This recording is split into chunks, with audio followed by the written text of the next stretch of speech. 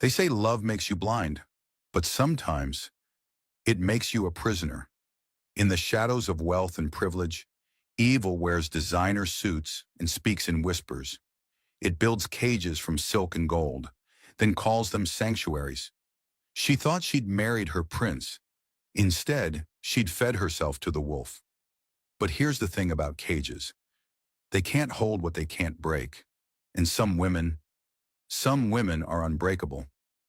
The morning sun cast long shadows across the marble floors of the Wellington mansion as Sophia Chen carefully arranged white roses in a crystal baccarat vase.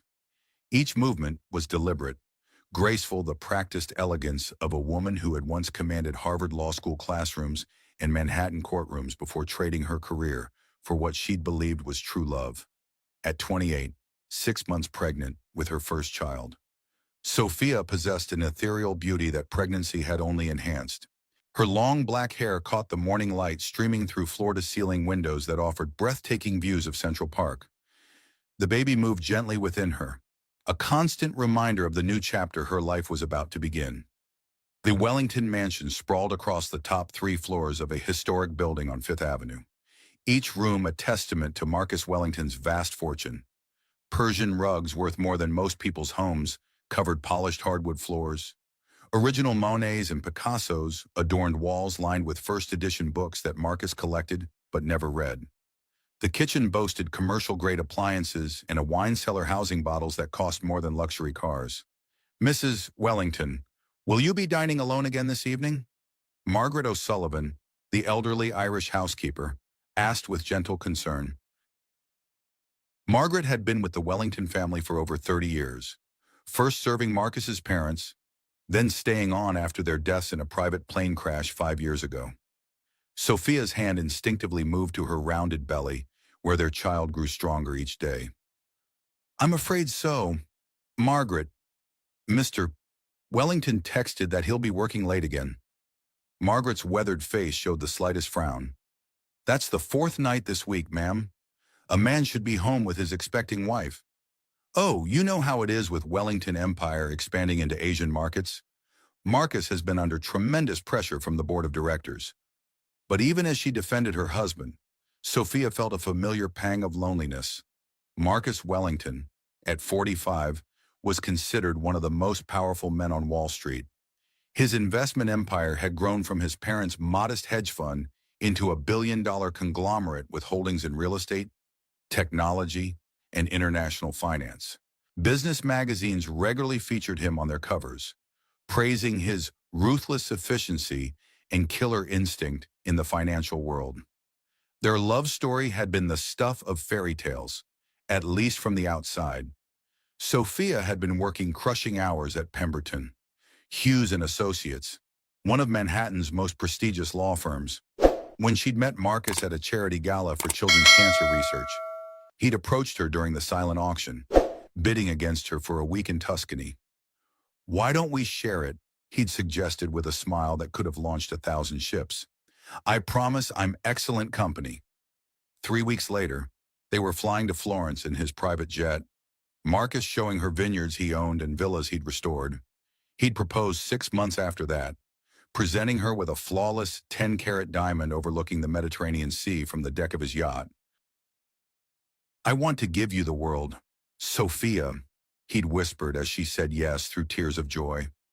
"I want you to never worry about anything again. No more 80-hour work weeks. No more stress about partnerships or billable hours. Just us, and the beautiful life we'll build together." She'd believed every word. Marcus had indeed freed her from the grinding pressure of corporate law, surrounding her with luxury beyond her wildest dreams.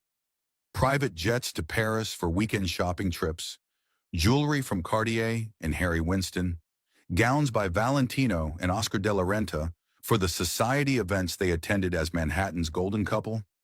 But lately, something had changed. Marcus worked later and later hours.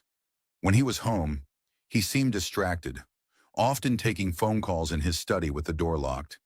He'd canceled their planned baby moon to the Maldives, citing urgent business in Singapore.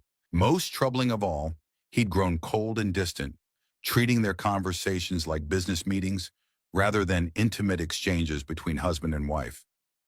Maybe it's just stress about becoming a father, Sophia had confided to her brother James during their last phone call. Some men get nervous about the responsibility. James Chen, a cybersecurity expert with the FBI, had always been protective of his younger sister. I don't like how isolated you've become, Sophia. When's the last time you saw any of your old friends from law school? The question had haunted Sophia because she couldn't remember. Somehow, over the past year, her social circle had shrunk to just Marcus and his business associates. Her law school friends had drifted away, claiming she'd changed, become too fancy for their old haunts. Her former colleagues at the law firm rarely called anymore. Mrs. Wellington, Margaret's voice brought Sophia back to the present. Shall I prepare dinner for one? Then, yes, thank you. Margaret, something light, the baby's been active today. As the housekeeper bustled away, Sophia climbed the grand staircase to the second floor, past Marcus's study and toward the converted attic space he used for document storage. The narrow staircase leading to the third floor always felt cramped compared to the mansion's sweeping architecture. Marcus had mentioned converting the space into a nursery, though they'd made no concrete plans despite her being 6 months along. The attic was an odd space, much less finished than the rest of the mansion. It had been hastily converted from servant quarters decades ago, with exposed beams and a single small skylight that provided minimal natural light. Filing cabinets lined the walls, filled with business documents Marcus claimed were too sensitive for his office safe. A single bed sat in the corner, where Marcus occasionally napped during marathon work sessions. What struck Sophia as strange was how isolated the space felt. The thick walls and heavy oak door at the bottom of the narrow staircase seemed to muffle all sound from the rest of the house. Standing in the attic, she could barely hear Margaret moving around in the kitchen 2 floors below. As she descended back to the main living areas, Sophia heard the front door slam with unusual force. Marcus's voice echoed through the marble foyer, but he wasn't alone. A woman's laugh, sultry, confident, and disturbingly familiar, made Sophia freeze on the grand staircase. Isabella Rodriguez, she whispered to herself, immediately recognizing the distinctive Spanish accent of the supermodel whose face graced magazine covers and whose Instagram account boasted 15 million followers. But what was Isabella doing in their home at 9 o'clock at night? Sophia's mind raced through possibilities. Maybe it was a business meeting Marcus had mentioned expanding into luxury fashion investments. Or perhaps Isabella was attending one of the charity events Marcus organized for his wealthy clients. But something about the intimate tone of their laughter suggested this wasn't a professional encounter. Moving carefully down the marble stairs in her silk slippers, Sophia approached Marcus's study. The heavy oak door was partially open, allowing their voices to drift into the hallway. What she heard made her blood turn to ice. The pregnancy is becoming a problem, Marcus was saying, his tone cold and calculated completely, unlike the warm, loving husband she thought she knew. She's getting suspicious about the late nights, asking too many questions about my business trips. Maybe we should slow down. Isabella's voice carried a note of concern. Wait until after the baby is born. It would look less suspicious. No, the timing has to be perfect. Her trust fund becomes fully accessible to me as her spouse only while she's alive.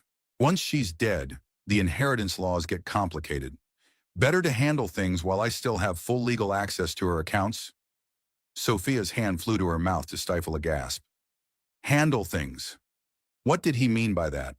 Besides, Marcus continued, I've already transferred most of her liquid assets to our offshore accounts.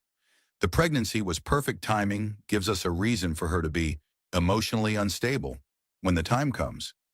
Like with Sarah, Isabella asked, and Sophia heard the clink of champagne glasses. Sarah, Marcus's first wife, who had supposedly committed suicide 3 years ago, just months after giving birth to their son. The tragedy that had bonded Sophia to Marcus when she'd offered him comfort during his supposed grief. Sarah was a learning experience, Marcus said with chilling matter-of-factness. I was too impatient then, too obvious, but I've refined my methods since. The isolation technique works perfectly, especially with the attic setup. You mean that creepy room upstairs? I thought you just used that for storage. Marcus laughed, a sound that made Sophia's skin crawl. Oh, it serves multiple purposes. Soundproof walls, electronic locks, minimal lighting, completely isolated from the rest of the house. Sarah spent her final weeks there, and by the end, she was begging for death, made writing her suicide note very authentic. Sophia's legs nearly gave out beneath her. The attic, the cramped, isolated space she'd just visited, had been her predecessor's prison and tomb. How long? Isabella asked. How long? What? How long do you think it will take with Sophia? Hard to say. Sarah broke after 2 weeks, but she was already fragile. Sophia's tougher. That Harvard law training gave her a spine. Might take a month to fully break her spirit. And then we stage another tragic suicide. Postpartum depression is so common, so believable. The media will be sympathetic. Poor billionaire Marcus Wellington. Losing 2 wives to mental illness? I might even start a foundation in her memory. Isabella giggled, a sound like breaking glass. You're terrible, but brilliant. Once Sophia's gone, we'll have a respectable waiting period, maybe 6 months, then a quiet wedding. You'll be the grieving widower's new love, helping him heal from his tragic losses. What about her family? That brother of hers seems suspicious.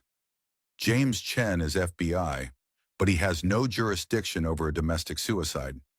Besides, once Sophia starts missing family gatherings and stops returning calls, they'll assume she's just being a hormonal pregnant woman. Very easy to explain away. Sophia backed away from the door, her heart pounding so hard she was sure they could hear it from inside the study.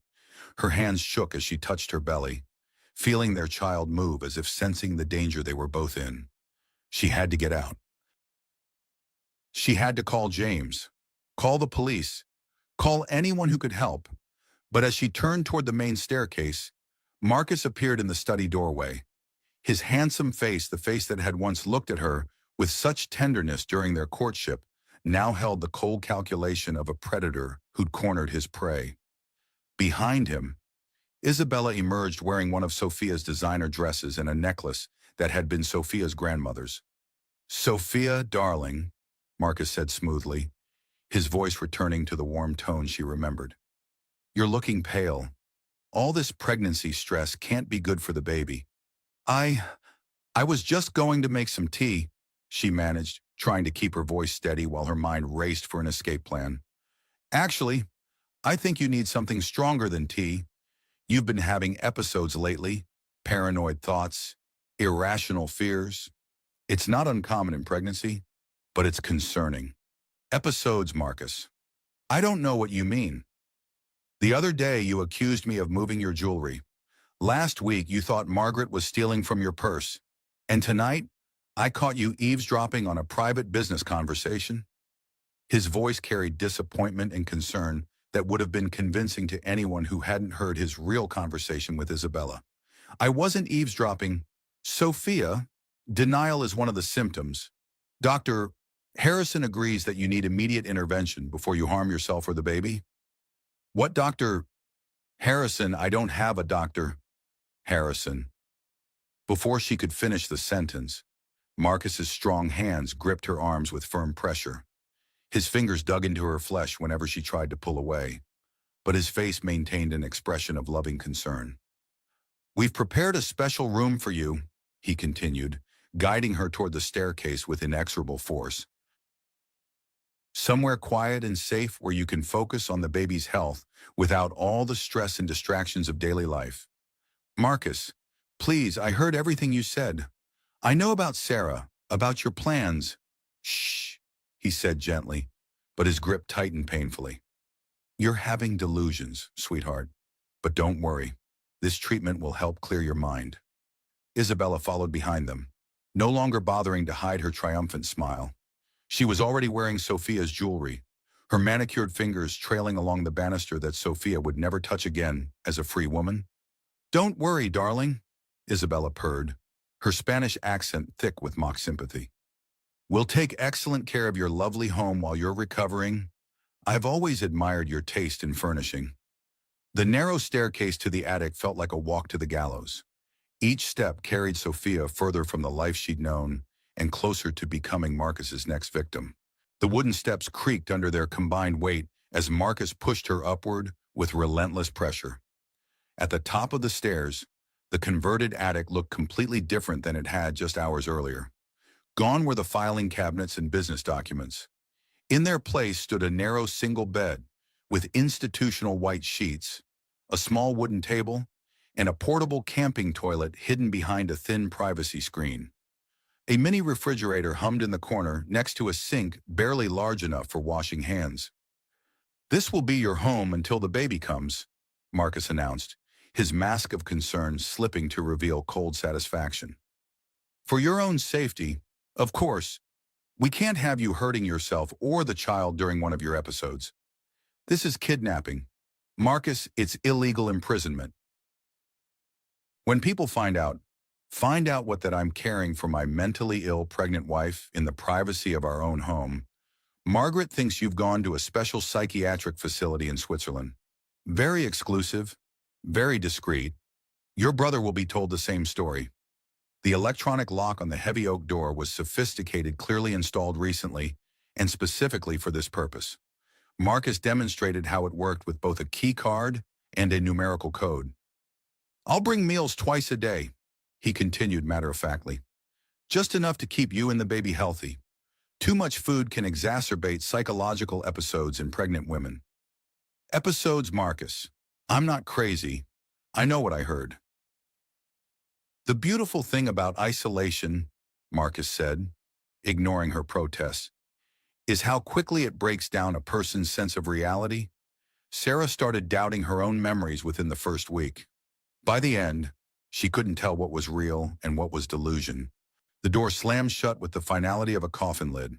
The electronic lock engaged with a sharp beep, followed by the sound of Marcus's footsteps descending the narrow staircase. Then silence terrible. Complete silence that seemed to swallow her voice when she screamed, "Marcus, let me out, somebody help me." But the thick walls and isolated location absorbed her cries like a sponge. She was alone. 6 months pregnant, trapped in what amounted to a luxurious tomb 3 stories above one of Manhattan's most exclusive neighborhoods. The single skylight overhead showed a square of darkening sky. Somewhere beyond those walls, the city continued its eternal rhythm, millions of people living normal lives, unaware that a pregnant woman was being held captive just blocks from Central Park. Hours passed in a haze of disbelief and terror. Sophia searched every inch of the room, looking for anything that might help her escape or communicate with the outside world. The walls were solid, the door was impregnable, and the skylight was too small and too high to provide any avenue of escape. But in the built-in desk drawer, probably forgotten by a construction worker during the room's conversion, her fingers found an old iPhone with a cracked screen. The battery was nearly dead and showed no cellular signal in the isolated attic. But it was something, a connection to the world beyond her prison. As she sat on the thin mattress, one hand protectively covering her belly, where the baby kicked restlessly, Sophia forced herself to think like the lawyer she'd once been. Marcus had made one crucial error in his planning. He'd underestimated her intelligence and her determination to protect her child. She couldn't escape physically, not yet, but she could gather evidence. She could document everything he did and said. And somehow, she would find a way to contact the outside world. Near midnight, voices drifted up through the building's old ventilation system. Marcus and Isabella were in the master bedroom, directly below her former bedroom, planning their next moves while believing her safely contained. "How long before we can move forward with the final phase?" Isabella asked. "Give it 2 weeks to establish the pattern of mental illness. I'll have Dr. Morrison. He's very understanding about patient confidentiality for the right price document her deteriorating condition. Then we can stage the suicide right after the baby's born."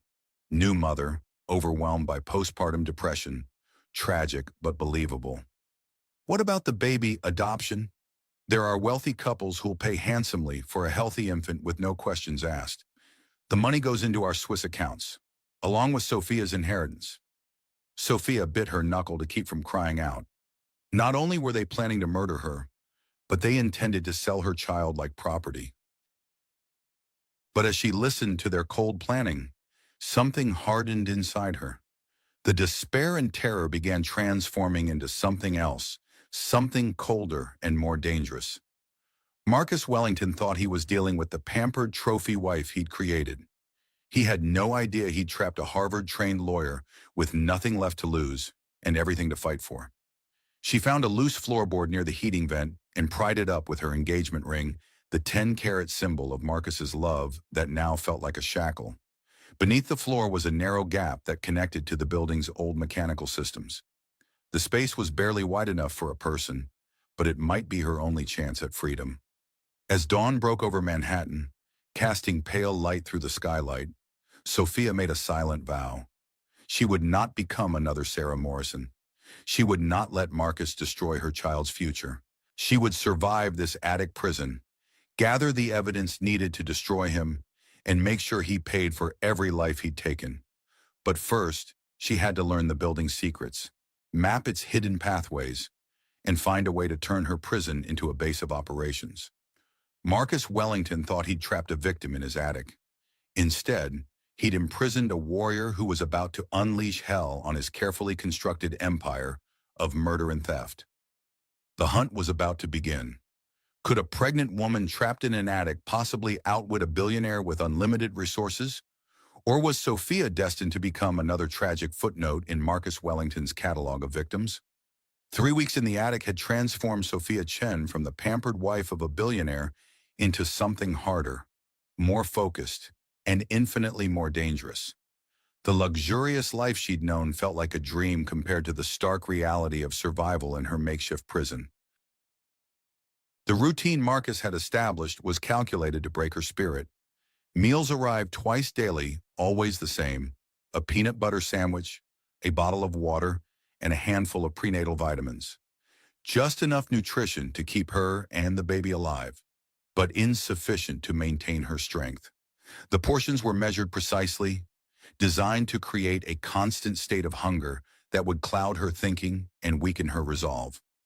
But Marcus had underestimated the steel core beneath Sophia's elegant exterior. Instead of breaking down, she'd begun treating her captivity like the most important case of her legal career, methodically gathering evidence, analyzing her captor's weaknesses, and building a strategy for victory. The old iPhone she'd discovered had become her most precious possession. Though it had no cellular service in the attic's isolation, she discovered it could still record audio and video. More importantly, she'd figured out how to access the building's Wi-Fi network through a signal that barely reached the 3rd floor. The connection was intermittent and weak, but it was a lifeline to the outside world. Her first breakthrough had come on day 5 of her imprisonment. The building's vintage construction included an extensive ventilation system that created acoustic pathways throughout the mansion. By pressing her ear to specific grates, she could hear conversations from Marcus's study, the living room, the master bedroom, and even the kitchen where Margaret worked. What she heard convinced her that Marcus's crimes extended far beyond what she'd initially discovered. The Chen woman's inheritance is more complicated than we anticipated, Marcus was telling someone on a conference call, someone whose voice Sophia didn't recognize. Her family trust includes provisions that require annual welfare checks by the trustees. Keiki, can you handle it? The other voice had a slight accent. German, maybe Swiss.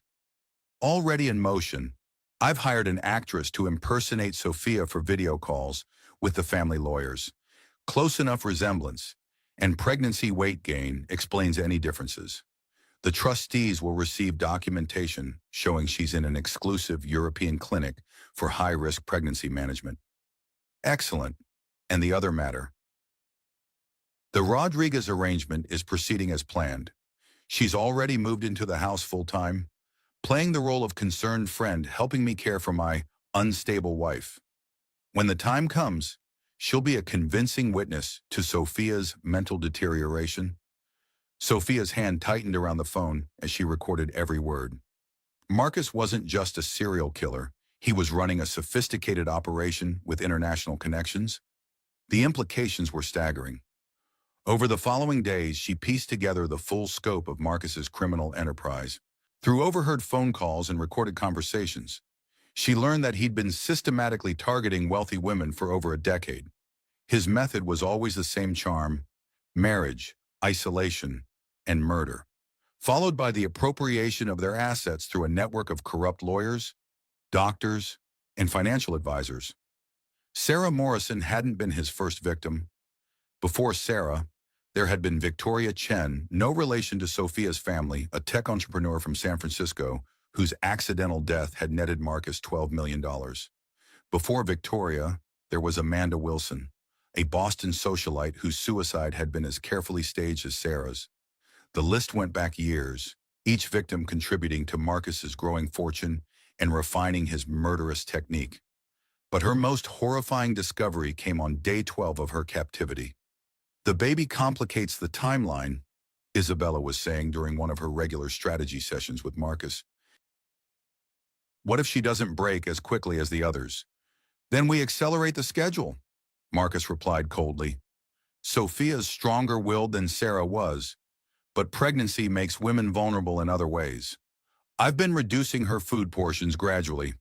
Malnutrition will affect her mental clarity within another week. And if that doesn't work, then we move to phase 2, psychological pressure combined with pharmaceutical assistance. Dr. Morrison has provided me with a compound that mimics the symptoms of postpartum psychosis. A few doses in her food, and she'll start hallucinating, talking to voices that aren't there. Very convincing for the video documentation we'll need." Sophia's blood ran cold. They weren't just planning to starve her into submission, they were going to drug her into madness. That night, she put her escape plan into motion.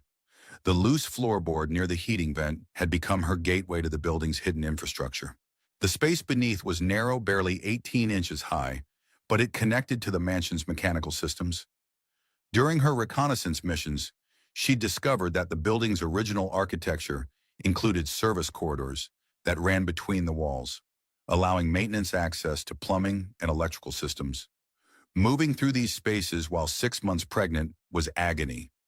Every inch of progress required careful calculation to avoid making noise that might alert Marcus or Isabella to her nocturnal activities.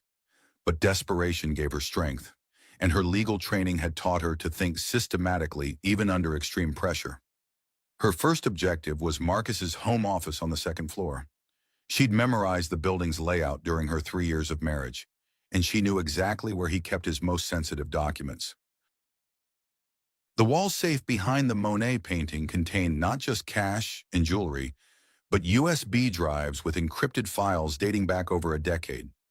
The combination to the safe was their wedding anniversary, a detail Marcus had shared during happier times, never imagining she'd use it against him. Inside, Sophia found a treasure trove of incriminating evidence that exceeded her worst fears.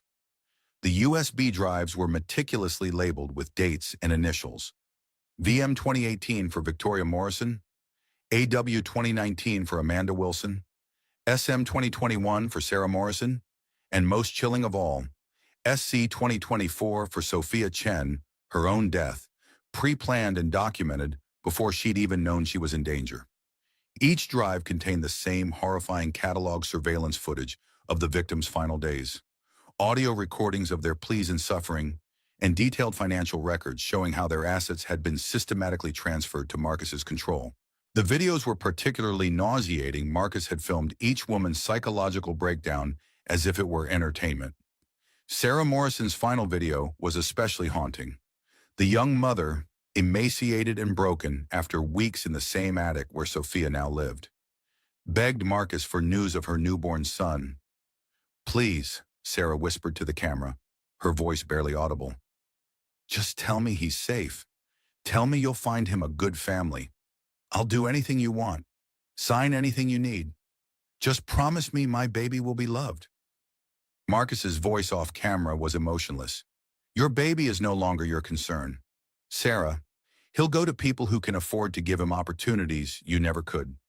You should focus on writing your suicide note. Make it convincing, mention how overwhelmed you feel, how you can't handle being a mother." But the most shocking revelation came from a file labeled Network Operations. Marcus wasn't working alone. His criminal enterprise included dozens of accomplices across the country, lawyers who forged documents, doctors who falsified death certificates, adoption agencies that trafficked babies, and financial advisors who laundered money through offshore accounts. The operation was international in scope, with connections to criminal organizations in Switzerland, the Cayman Islands, and Eastern Europe. Marcus Wellington wasn't just a serial killer. He was the head of a sophisticated criminal syndicate that specialized in the murder and exploitation of wealthy women. As Sophia photographed each document with the iPhone's camera, she heard footsteps in the hallway outside Marcus's office. Dawn was approaching, and Marcus was an early riser. She had minutes to finish and escape before her absence was discovered. The return journey through the building's mechanical spaces was even more harrowing than the approach. Her pregnant body protested every movement, and twice she had to stop when contractions brought on by stress and malnutrition made breathing difficult. By the time she squeezed back through the ventilation grate into her attic prison, her nightgown was torn and her hands were bleeding from the sharp metal edges. But she had what she needed: evidence that could destroy not just Marcus, but his entire criminal network. Now she needed to get that evidence to someone who could act on it. Her brother James had been growing increasingly concerned about her sudden disappearance from family events. As an FBI cybersecurity expert, he'd developed a healthy suspicion of convenient explanations and lockdown situations. Marcus's story about a Swiss clinic had never quite satisfied him, especially when Sophia stopped responding to calls and texts completely. Using the building's antiquated electrical system, Sophia began sending distress signals in Morse code, a skill James had taught her during childhood camping trips. By manipulating the lights in her attic room according to specific patterns, she hoped to create a signal visible from certain angles outside the building. The signals had to be subtle enough to avoid detection by Marcus or Isabella, but distinctive enough to catch James's attention if he was watching for them. She used their childhood nickname for each other, Firefly and Lightning Bug, translated into Morse code and repeated at regular intervals. For 3 agonizing days, there was no response. Sophia began to fear that her signals were too weak, or that James wasn't in a position to see them, or worse, that Marcus had somehow neutralized her brother's investigation. But on her 18th day of captivity, the iPhone buzzed with an incoming message: impossible, since it had no cellular service. But somehow, a text had appeared on the screen. Firefly Lightning Bug here. Location. James had hacked into the building's Wi-Fi network and was communicating through the emergency backup system. Relief flooded through Sophia as she quickly typed her response. Attic prisoner. Marcus serial killer. Have evidence. Pregnant 6 months. Help. The response came immediately. FBI task force forming. Noticed financial anomalies. Building under surveillance. Can you escape? Locked in. Electronic security. Marcus planning murder after birth. Hold on. Uploading evidence tonight. Need warrants. That evening, Sophia began the painstaking process of transmitting the evidence she'd gathered to James through the building's compromised network. Each file transfer took hours due to the weak connection. But by morning, the FBI had evidence of Marcus Wellington's decade-long killing spree. But Marcus was growing suspicious. On her 19th day of captivity, he entered the attic carrying a syringe filled with clear liquid. Time for your medication, darling, he said with false sweetness, his handsome face a mask of concern. Dr. Morrison prescribed something to help with your anxiety. It's completely safe for the baby. Sophia backed against the wall, one hand protectively covering her belly. What kind of medication? Just a mild sedative to help you sleep better. You've been restless lately, talking in your sleep, making strange noises. The neighbors might start to wonder. She knew it wasn't a sedative. This was the pharmaceutical compound Isabella had mentioned, the drug designed to mimic psychosis and make her appear genuinely mentally ill. This was how Marcus had murdered Sarah and the others slowly, gradually, making their deaths look like the tragic result of postpartum depression. I don't need medication. Marcus, I need to see a real doctor, at a real hospital. You are seeing a real doctor. Doctor Morrison is highly qualified, and this is a real treatment facility. You're just having trouble accepting reality because of your condition. Marcus approached with the syringe, but before he could inject her, emergency sirens began wailing in the distance. The sound grew louder, closer, until it was clear that multiple vehicles were surrounding the building. What the hell? Marcus spun toward the small skylight as the attic filled with the red and blue reflection of police lights. Through the glass, Sophia could see FBI vehicles, SWAT trucks, and ambulances filling the street below. Agents in tactical gear were setting up a perimeter around the building while others prepared to breach the main entrance. Marcus's face twisted with rage as he realized his perfect plan was crumbling. You clever little bitch! Somehow you got word out. The FBI knows everything. Marcus, about Sarah, about Victoria, about Amanda, about all of them. Then you've signed your own death warrant, Marcus snarled, raising the syringe. If I'm going down, you're coming with me. But before he could inject the fatal dose, Sophia grabbed the bedside lamp and swung it with all the strength her weakened body could muster. The heavy base caught Marcus across the temple, sending him stumbling backward, as her husband, her would-be killer, collapsed semi-conscious to the floor. Sophia heard her brother's voice echoing up the stairwell. Sophia, FBI, we're coming up. But even as rescue approached, Isabella Rodriguez had one final card to play, and the most dangerous moments of Sophia's ordeal were still ahead.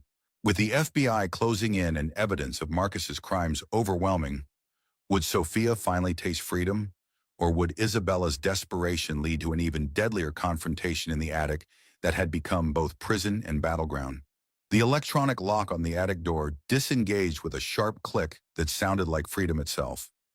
Heavy footsteps pounded up the narrow staircase, FBI agents in tactical gear, moving with practiced precision through the mansion that had been Sophia's prison for nearly 3 weeks. Sophia, FBI, stay down, Agent Maria Santos's voice commanded as the door burst open. James Chen appeared first, his FBI badge gleaming under the harsh attic light, his face a mix of relief and rage as he took in his sister's condition. Behind him came a full tactical team, weapons drawn, scanning for threats. Sophia collapsed into her brother's arms, 8 months pregnant now and weighing 30 pounds less than when Marcus had first locked her away. Her once lustrous hair hung limp and dull. Her designer maternity clothes hung loose on her diminished frame, and her eyes held the haunted look of someone who had stared into the abyss and survived.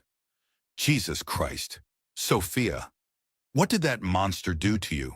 James's voice cracked as he took in the makeshift prison, the single bed with its thin mattress, the camping toilet behind a flimsy screen, the mini refrigerator that had been her only source of sustenance. The baby, she whispered, her hand protectively covering her rounded belly. Is the baby okay? Agent Santos was already calling for paramedics. Ma'am, we have an ambulance standing by. We need to get you to a hospital immediately for evaluation. No, Sophia said with surprising strength. Not yet. Marcus? Where is Marcus? James gestured toward the unconscious form of Marcus Wellington, now secured with zip-tie restraints and being monitored by a medic.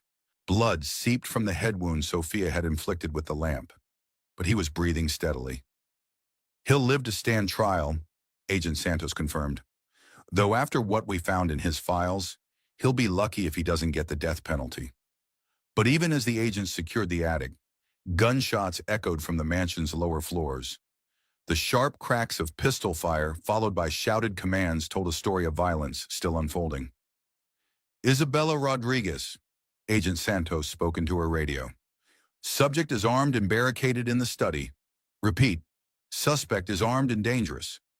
Through the building's old ventilation system, they could hear Isabella's voice, high-pitched with panic. I didn't kill anyone. I never touched those women. Marcus made me do it. More gunshots, the sound of splintering wood, shouts from agents trying to negotiate a peaceful surrender. She's destroying evidence, Sophia said, her lawyer's mind immediately grasping the implications. Isabella knows where all the bodies are buried literally. If she dies, We lose dozens of potential prosecutions. Agent Santos looked torn between securing the crime scene and protecting the pregnant victim who'd been through hell. Mrs. Wellington, you need medical attention. Chen, Sophia corrected firmly. My name is Sophia Chen, and I can help you bring her out alive. James started to protest, but Sophia was already struggling to her feet. 3 weeks of captivity had weakened her body, but sharpened her mind to a razor's edge. She'd spent every waking hour analyzing Marcus's criminal network, memorizing names and connections, understanding the psychology of everyone involved. Isabella isn't a killer, Sophia continued, her voice growing stronger with each word. She's a survivor who made terrible choices, but she's also the key to prosecuting everyone in Marcus's network. If she dies in that study, dozens of murderers walk free. More gunshots from below, the sound of furniture being overturned. Isabella was either destroying evidence or preparing for a final standoff. What do you propose? Agent Santos asked. Let me talk to her. Woman to woman, survivor to survivor. Absolutely not, James interjected. You're 8 months pregnant, and you've been held captive for 3 weeks. You're not negotiating with an armed suspect. But Sophia's eyes held the same determination that had carried her through Harvard Law School, through the darkest moments of her captivity, through the planning of her evidence-gathering mission that had brought the FBI to this mansion. Isabella's scared, Sophia explained. She knows Marcus's network will kill her if she testifies, but she also knows she can't run forever. She needs to believe that cooperation is her only path to survival. Agent Santos studied Sophia's face, recognizing something familiar in the pregnant woman's expression, the look of someone who'd been through hell and emerged with unshakable resolve. You have 5 minutes, she decided, but you wear body armor, and we monitor every word. 20 minutes later, Sophia stood outside Marcus's study wearing FBI body armor that barely fit over her pregnant belly. The familiar mahogany door that had once represented comfort and security now felt like the entrance to a final courtroom where justice would be decided. Isabella, she called through the door. It's Sophia. I know you can hear me. The response came immediately, Isabella's voice cracking with stress. Go away, this is all your fault. Everything was perfect until you started interfering. Perfect. Sophia's voice carried the authority she'd once used in Manhattan courtrooms. You call watching Marcus murder innocent women perfect. They weren't innocent. They were obstacles, just like you were an obstacle. I was a human being. Isabella, a pregnant woman who trusted the wrong man, just like you did. There was a long pause before Isabella spoke again. You don't understand what it's like. I grew up with nothing dirt floors, no electricity, wearing the same dress to school for 3 years because my mother couldn't afford another one. When Marcus offered me this life, he offered you blood money. He offered me everything you took for granted. Isabella's voice rose to a shriek. Your trust fund, your education, your perfect little Manhattan life. You never had to fight for anything. Sophia stepped closer to the door, feeling the weight of the body armor and the movement of her child within her belly. You're right. I was privileged. I had advantages you never had, but that didn't give Marcus the right to murder me for my inheritance. And it doesn't excuse what you helped him do to Sarah Morrison and the others. I never killed anyone. But you watched him plan my death. You helped him prepare my prison. You wore my jewelry while I was starving in that attic. Through the door, Sophia could hear sobbing raw, broken sounds that spoke to years of suppressed guilt and terror.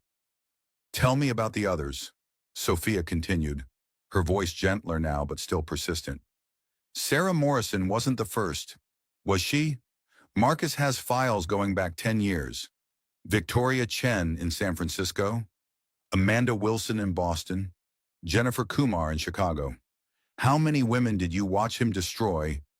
I didn't know. Isabella's voice was barely audible through her tears. When I met Marcus 2 years ago, he told me Sarah was his first wife, that she really did commit suicide because of postpartum depression. He seemed so broken up about it, so guilty. But you found out the truth. Gradually, little things that didn't add up. Then I found one of his video files by accident, Amanda Wilson, begging for her life in what looked like a basement.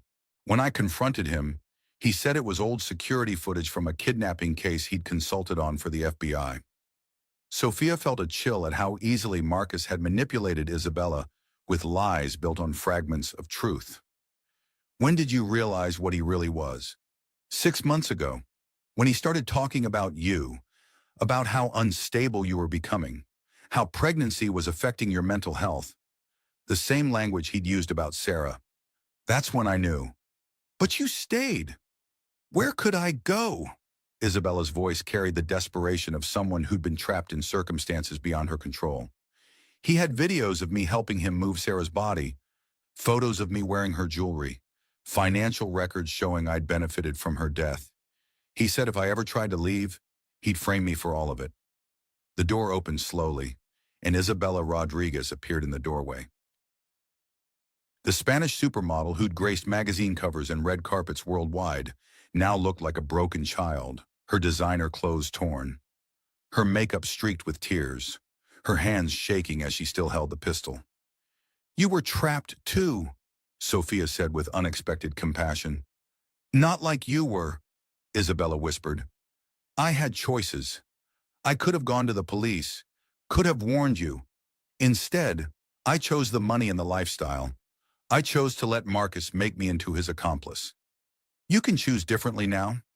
Isabella looked around Marcus's study at the expensive art, the imported furniture, the symbols of wealth that had blinded her to the blood they were built on. Then she looked at Sophia, 8 months pregnant and still fighting for justice despite everything she'd endured. What happens to me if I cooperate? You testify against Marcus and his entire network. You help us identify every accomplice, every corrupt official, every business that helped him launder money and dispose of bodies. In exchange, the prosecution considers your cooperation when determining charges.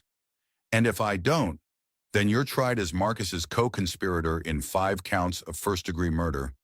Federal prosecutors will seek the death penalty. Isabella stared at the gun in her hands, the weapon that could end her life and her testimony with a single pull of the trigger. Then she looked at Sophia again, seeing not the victim she'd helped create, but the survivor who'd emerged from hell with her humanity intact. I'll tell them everything, Isabella said quietly, setting the pistol on Marcus's desk. Every conversation, every plan, every detail I remember about what Marcus did to those women.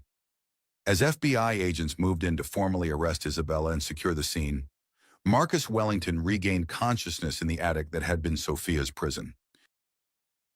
His first words upon waking were a furious demand to speak with his lawyer. His second words, upon learning that Isabella was cooperating with federal investigators, were unprintable, but the case against Marcus Wellington was already overwhelming.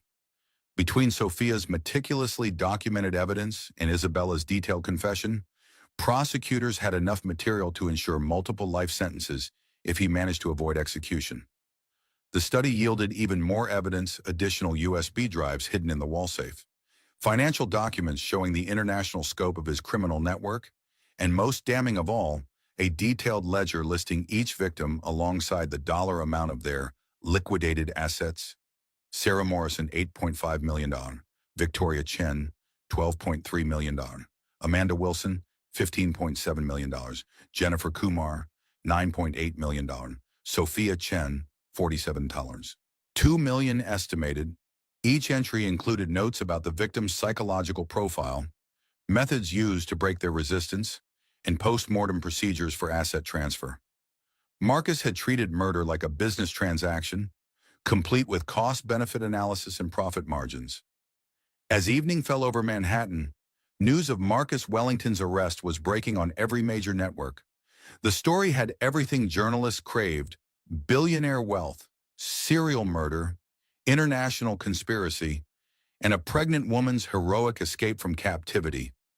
But for Sophia, the most important victory was yet to come.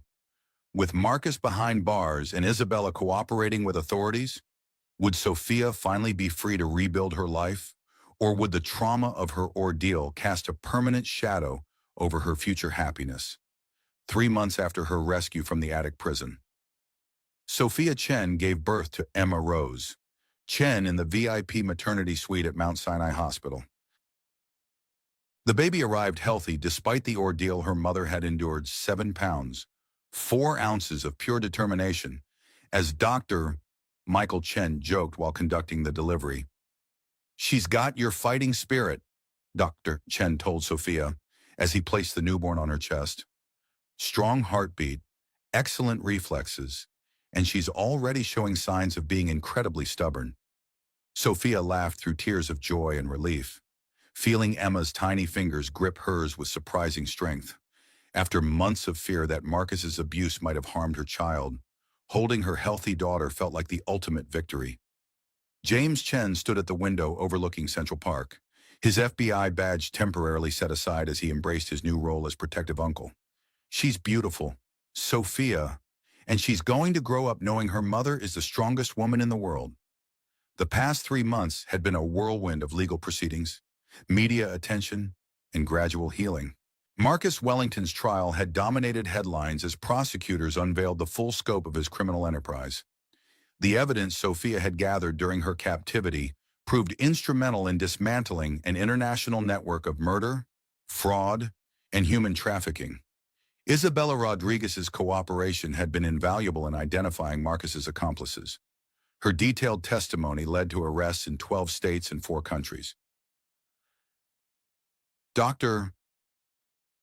Richard Morrison, the corrupt psychiatrist who had provided false diagnoses in mind-altering drugs, was arrested at his Park Avenue practice. Attorney Harrison Mills, who had forged wills and legal documents, was found dead in his office in apparent suicide as federal agents closed in. Margaret O'Sullivan, the housekeeper Sophia had trusted, was revealed to be Marcus's longtime accomplice who had helped dispose of evidence and maintain alibis. A network of adoption agencies that had trafficked the victims' children to wealthy buyers who paid premium prices for no-questions-asked transactions. The financial investigation revealed that Marcus's fortune, estimated at over $200 million, had been built entirely on the murder and exploitation of wealthy women over more than a decade. Every asset, every investment, every luxury had been purchased with blood money. "The asset forfeiture is complete," Patricia Williams, Sophia's attorney, announced during a meeting in her law firm's conference room overlooking the Hudson River. "Marcus's entire estate has been seized by federal authorities. The legitimate business holdings will be liquidated to provide restitution to the victims' families." "What about the mansion?" Sophia asked, adjusting Emma in her arms. "Yours to do with as you please, along with approximately $75 million in recovered assets from your personal trust fund, plus the life insurance policies Marcus took out on his victims' policies that named him as beneficiary, but are now being redistributed to their families." $75 million. More money than Sophia could spend in several lifetimes.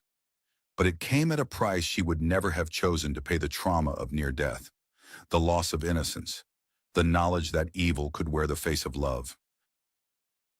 "I've been thinking about what to do with the money," Sophia said, looking down at Emma's peaceful sleeping face. "I want to establish a foundation, the Sarah Morrison Foundation for Domestic Violence Prevention and Survivor Support." Dr. Chen, who had been quietly reviewing Emma's medical charts, looked up with admiration. "That's a beautiful way to honor the victims. It will provide safe houses for women escaping abusive relationships, legal aid for those fighting for custody of their children, and psychological support for trauma recovery. No woman should ever be trapped the way I was or the way Sarah and the others were." James smiled proudly at his sister. "Sarah Morrison's daughter called yesterday. Jennifer Morrison, she's 24 now and just graduated from Columbia Law School. She wants to be involved. She says helping other families get justice would honor her mother's memory." Over the following months, the Sarah Morrison Foundation grew from concept to reality. Sophia used her legal expertise and newfound resources to create a comprehensive support network for domestic violence survivors. Safe Housing Network. 12 residential facilities across the tri-state area provided secure housing for women and children fleeing dangerous situations. Unlike traditional shelters, these facilities offered private apartments, on-site childcare, and 24-hour security staffed by former law enforcement officers. Legal Aid Clinic, a team of volunteer attorneys, provided free legal services to survivors fighting for protective orders, custody arrangements, and financial independence.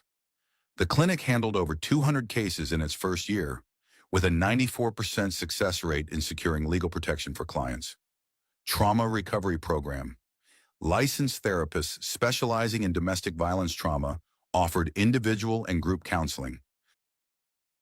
The program included innovative treatments like equine therapy, art therapy, and mindfulness training designed to help survivors rebuild their sense of self-worth and personal agency. Educational outreach. The foundation partnered with schools, community organizations, and law enforcement agencies to provide training on recognizing signs of domestic abuse and supporting victims. These programs reached over 10,000 people in the first year alone. But perhaps the most meaningful aspect of the foundation's work was its survivor mentorship program. Women who had successfully escaped abusive situations were trained to provide peer support to others facing similar challenges. The program created a network of mutual aid and understanding that had helped hundreds of women find the courage to leave dangerous relationships. The Sarah Morrison Foundation has become more than a charity, Sophia told the audience at the Plaza Hotel Ballroom during the Foundation's first annual gala. It's become a community of survivors who refuse to let their trauma define their future. The gala was held in the same venue where Marcus and Isabella had planned their wedding, a deliberate choice that transformed a space associated with betrayal into one celebrating survival and hope. 300 guests included domestic violence survivors, legal advocates, law enforcement officers, and philanthropists committed to supporting the Foundation's work. Sophia wore a simple black evening gown that reflected her evolution from trophy wife to advocate. Emma, now 14 months old, slept peacefully in her stroller beside the podium, watched over by James and Dr. Chen, who had become not just Sophia's physician, but her closest friend and confidant. 18 months ago, I thought I knew what strength meant, Sophia continued, her voice carrying clearly through the ballroom. I thought strength was working 100-hour weeks at a law firm, or marrying a powerful man, or living in a mansion overlooking Central Park. The audience, which included many domestic violence survivors, listened with rapt attention to words that spoke directly to their own experiences. But real strength is what happens when everything you thought you knew about your life turns out to be a lie. Real strength is protecting your child when someone you trusted wants to destroy you both. Real strength is choosing to fight back when the world tries to bury you alive. Sustained applause filled the ballroom as Sophia gestured toward a photo display honoring Marcus's victims. Each woman's picture was accompanied by details about their lives, their dreams, and the families they'd left behind. Sarah Morrison, Victoria Chen, Amanda Wilson, Jennifer Kumar, and Patricia Rodriguez. These women deserved better than the violence that ended their lives. They were daughters, sisters, mothers, and professionals whose potential was stolen by a predator who saw them only as sources of wealth. In the audience, Isabella Rodriguez sat quietly in the back row. She'd been released from federal prison after serving 18 months in exchange for her comprehensive cooperation with authorities. Upon her release, she donated her remaining assets to the foundation and now worked as a counselor for human trafficking survivors at a facility in California. The transformation in Isabella was remarkable. Gone was the superficial glamour of her modeling career, replaced by the quiet dignity of someone who'd found purpose in helping others heal from trauma. Her testimony had been crucial not only in convicting Marcus's network, but in understanding how victims could be manipulated into becoming accomplices. Some of you might wonder how someone ends up trapped in an attic for weeks without anyone noticing they're gone. Sophia continued. The answer is that domestic violence thrives on isolation. Abusers systematically cut their victims off from family, friends, and support systems. They make their victims financially dependent and emotionally vulnerable. Dr. Chen watched Sophia with admiration as she addressed topics that would have been unbearable for her just months earlier. Their relationship had developed slowly, built on trust and mutual respect, rather than the whirlwind romance that had characterized her marriage to Marcus. Michael understood trauma in ways that most people couldn't, not just as a physician, but as someone who'd treated countless survivors and understood the long journey of healing. But isolation can be overcome, financial dependence can be broken, and with the right support, even the most traumatized survivor can reclaim her life and help others do the same. The foundation's impact extended far beyond New York. Media coverage of Sophia's story had inspired similar organizations across the country, creating a network of survivor-led initiatives that challenged traditional approaches to domestic violence prevention. In our first year of operation, the Sarah Morrison Foundation has provided direct assistance to over 800 women and children escaping dangerous situations. Sophia announced, "We've helped secure protective orders, safe housing, and legal representation for families who thought they had nowhere to turn." The statistics were impressive, but behind each number was a human story of courage and survival.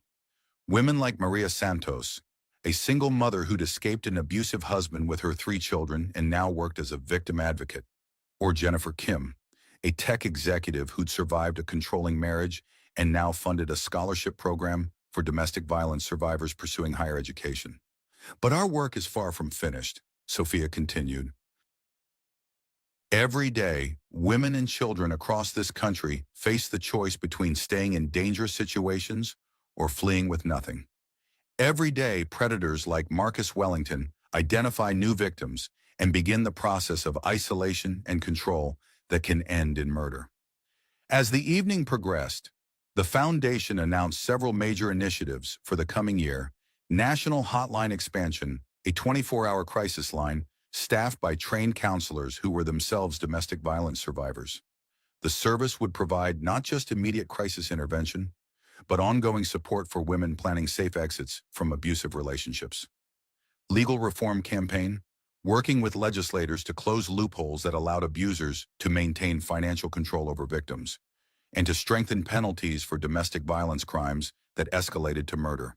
Corporate partnership program, collaborating with major employers to provide workplace safety protocols for employees experiencing domestic violence, including flexible work arrangements, emergency leave policies, and on-site security consultations.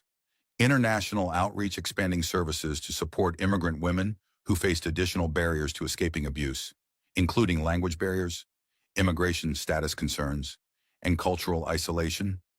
As the gala concluded, Dr. Chen approached Sophia with Emma in his arms. The toddler had awakened during the final speeches and was babbling happily, reaching for the sparkling lights of the ballroom's chandeliers. "You were incredible up there," he said, settling Emma into her mother's arms. "Sarah Morrison would be proud of what you've built in her memory." "We've built," Sophia corrected, including James and the dozens of volunteers, staff members, and supporters who'd made the foundation possible. This was never about one person's vision. It's about creating a community where survivors can help other survivors. As they left the Plaza Hotel together, photographers captured images of Sophia Chen walking confidently toward her new life. But the pictures that appeared in newspapers the next day showed more than just a successful fundraising event. They documented the transformation of a trauma survivor into a force for social change. The most meaningful victory, however, wasn't captured in any photograph. It was the quiet moment that night when Sophia tucked Emma into her crib in their new apartment overlooking the Hudson River, a space filled with light and security, the complete opposite of the dark attic where this journey had begun. Their new home was deliberately modest, a 3-bedroom apartment in a doorman building with excellent security, but none of the ostentatious luxury that had characterized the Wellington mansion. Sophia had learned that true security came not from wealth or isolation, but from community, purpose, and the knowledge that she was no longer dependent on anyone else for her safety or self-worth. "Your biological father was a monster," Sophia whispered to her sleeping daughter, a conversation she'd have in age-appropriate ways as Emma grew older. "But you, my beautiful girl, are proof that something wonderful can grow even in the darkest places, and I promise you'll never be trapped in anyone's cage. The legal proceedings against Marcus's network continued for over 2 years. Marcus Wellington himself was ultimately sentenced to 5 consecutive life terms, without the possibility of parole. The death penalty was avoided only because he provided information, leading to the recovery of additional victims' remains. Isabella Rodriguez completed her sentence and her subsequent community service, eventually earning a master's degree in social work and dedicating her life to helping trafficking survivors. Her transformation from accomplice to advocate became a powerful example of redemption and the possibility of change. Dr. Michael Chen proposed to Sophia on the second anniversary of Emma's birth, in the garden of the safe house that had been the Foundation's first facility. Their wedding, small, intimate, surrounded by chosen family rather than social obligation, took place on a beach in Maine, as far from Manhattan's social scene as possible. Emma Chen Harrison, taking both her mother's original name and her stepfather's surname, grew up surrounded by strong women who'd survived impossible circumstances and chosen to fight for others. By age 5, she was already showing signs of her mother's determination and her stepfather's compassion. The attic that had been Sophia's prison was demolished along with the entire Wellington mansion. In its place, Sophia funded the construction of the Sarah Morrison Community Center, a facility providing childcare, job training, legal clinics, and counseling services for low-income families in the neighborhood. Where Marcus Wellington's symbols of wealth once stood, children now played on swings and slides, their laughter echoing where screams had once gone unheard. The playground's centerpiece was a memorial garden honoring the 5 known victims of Marcus's crimes, with space left for others who might still be identified as investigations continued.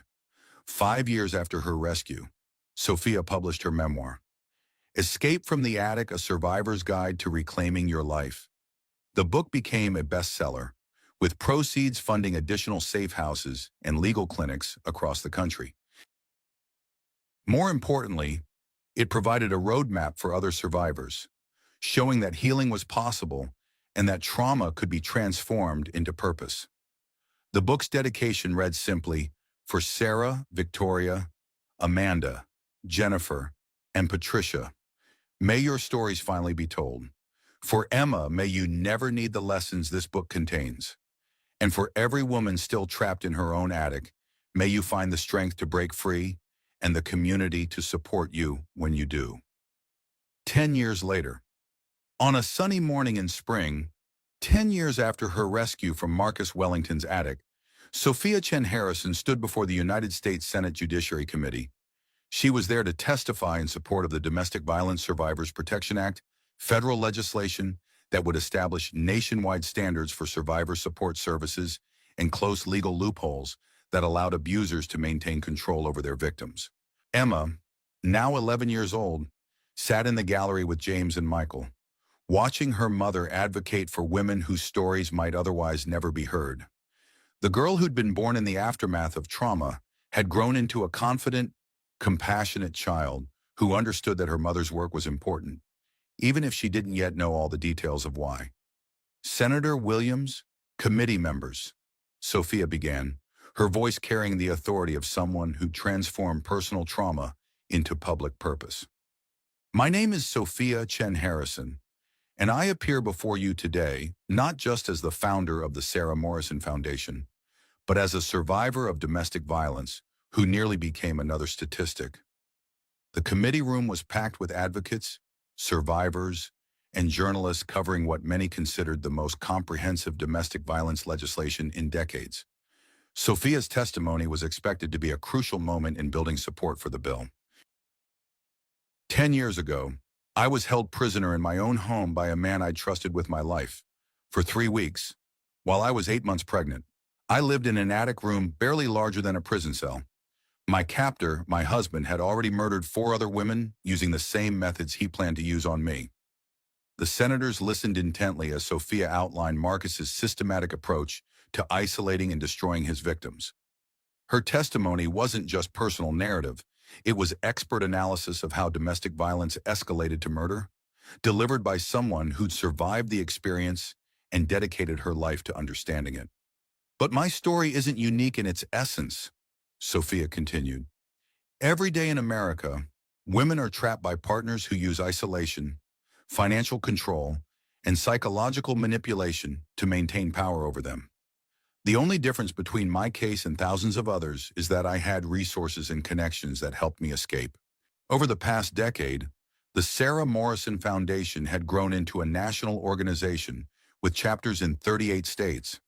The foundation had directly assisted over 15,000 survivors and had successfully advocated for legislative changes in dozens of jurisdictions.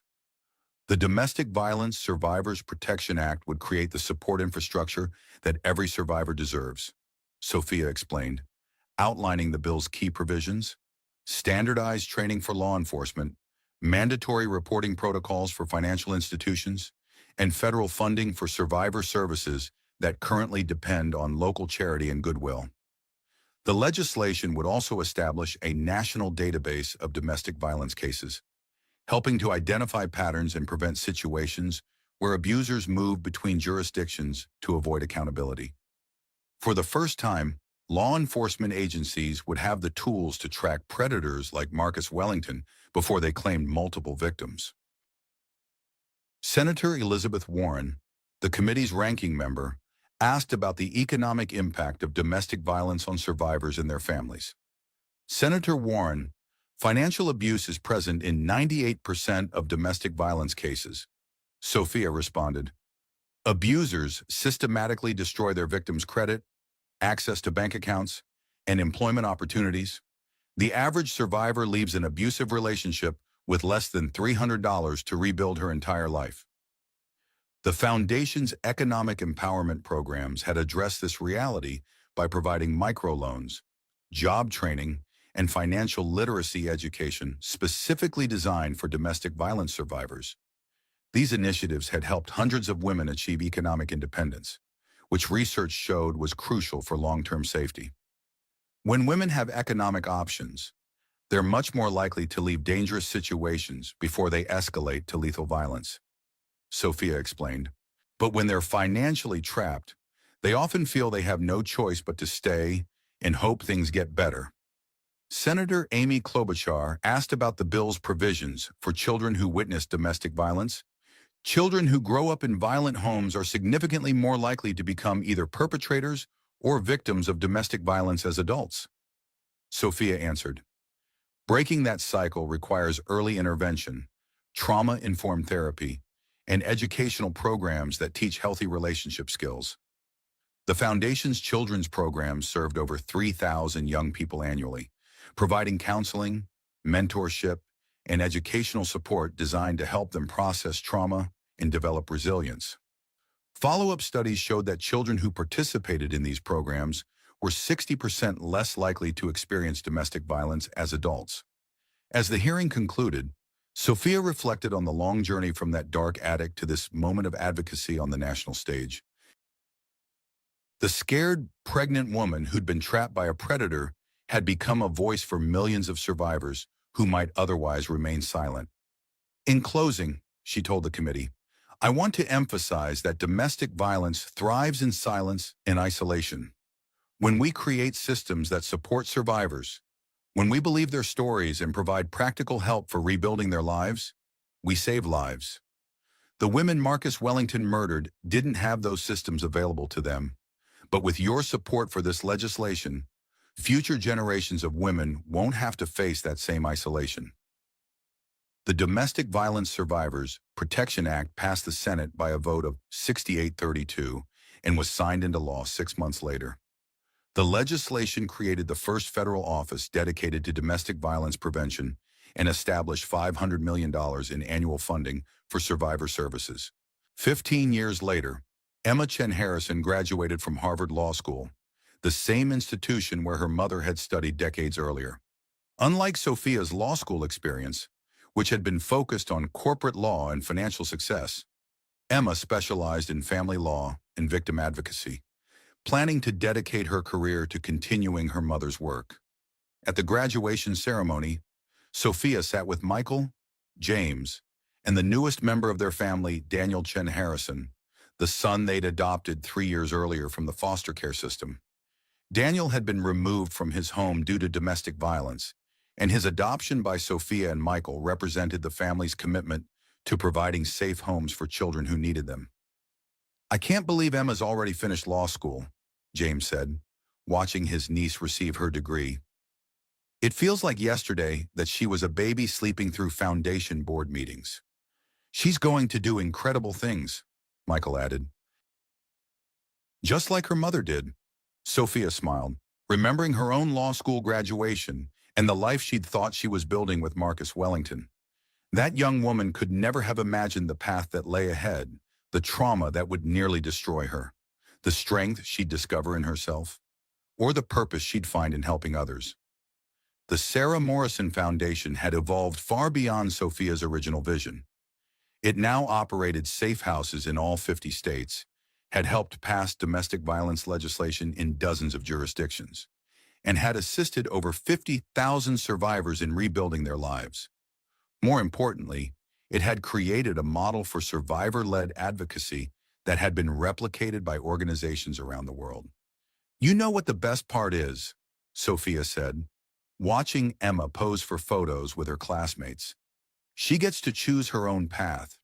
She's never been trapped by anyone's expectations or anyone's control. That's all I ever wanted for her."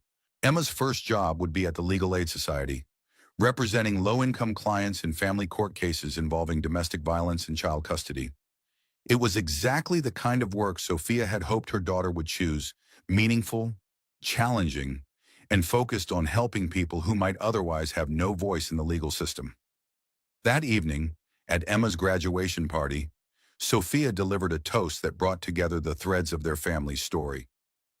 20 years ago, I was trapped in an attic by a man who saw women as property to be acquired and disposed of when they were no longer useful. I thought my life was over. I thought my daughter would grow up without a mother, or worse, would never be born at all. The room filled with family, friends, foundation staff, and the many survivors who'd become part of their extended community listened quietly to words that many of them had heard versions of before, but that never lost their power. But Emma is living proof that hope can survive even the darkest circumstances. She's strong not because she inherited my trauma, but because she grew up surrounded by people who chose healing over hatred, who chose to build something beautiful from the wreckage of tragedy. Emma stood to respond, her own voice carrying echoes of her mother's strength and determination. "Everything I am, everything I hope to become, is built on the foundation my mother created, not just the organization that bears Sarah Morrison's name, but the community of survivors who refuse to let their stories end with violence. I'm going into law not because I have to, but because I want to carry on that work in my own way." As the evening concluded, Sophia found herself standing on the terrace of the restaurant overlooking the Hudson River. The lights of Manhattan twinkled across the water, and somewhere in that glittering cityscape was the empty lot where Marcus Wellington's mansion had once stood. Michael joined her at the railing, slipping his arm around her waist. "Penny, for your thoughts." "I was thinking about time," Sophia said. "How it changes everything. 20 years ago, I thought my life was defined by the worst thing that had ever happened to me. Now I realize that was just the beginning of the story." "What do you think the next chapter looks like?" Sophia considered the question.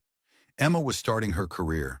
Daniel was thriving in school, and the foundation was more successful than she'd ever imagined possible. At 50, she had decades of life ahead of her, and for the first time since her ordeal, she felt truly free to write her own story. "I think it looks like whatever we choose to make it," she said. "That's the gift we give ourselves when we survive trauma, the knowledge that we're stronger than we ever imagined, and the freedom to decide what comes next." As they walked back inside to rejoin the celebration, Sophia caught sight of her reflection in the restaurant's windows. The woman looking back at her bore little resemblance to the frightened, isolated victim who'd been trapped in Marcus Wellington's attic 2 decades earlier. This woman had chosen to transform her trauma into purpose, her pain into power, and her survival into a platform for helping others. She'd built a family based on love rather than control, created an organization that had saved thousands of lives, and raised a daughter who would carry that work into the future. The attic was gone, demolished along with every symbol of Marcus Wellington's wealth and power. But the strength Sophia had discovered in that dark place remained, transformed into something beautiful and enduring. She was no longer the woman who'd been trapped in the billionaire's attic. She was the woman who'd escaped, survived, and turned her freedom into a force for justice. And her story, their story, was far from over. Epilogue, a message of hope.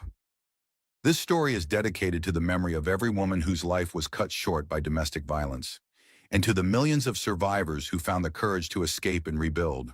If you or someone you know is experiencing domestic violence, please know that help is available. The National Domestic Violence Hotline, 1-800-799-7233, text START to 888-7888. Chat online at the hotline.org. Remember, you are not alone. You are not to blame. You deserve better. And there are people ready to help you when you're ready to seek freedom. Your story doesn't have to end with violence.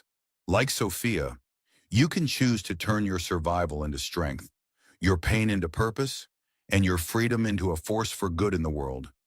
The attic where Marcus Wellington tried to break Sophia's spirit is gone.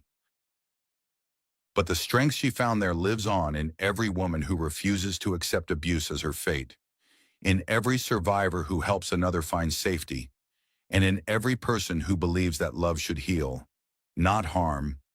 This is the true victory over evil, not just surviving it, but transforming it into something that serves life instead of death, hope instead of despair, and justice instead of impunity. May every reader find their own path from darkness into light.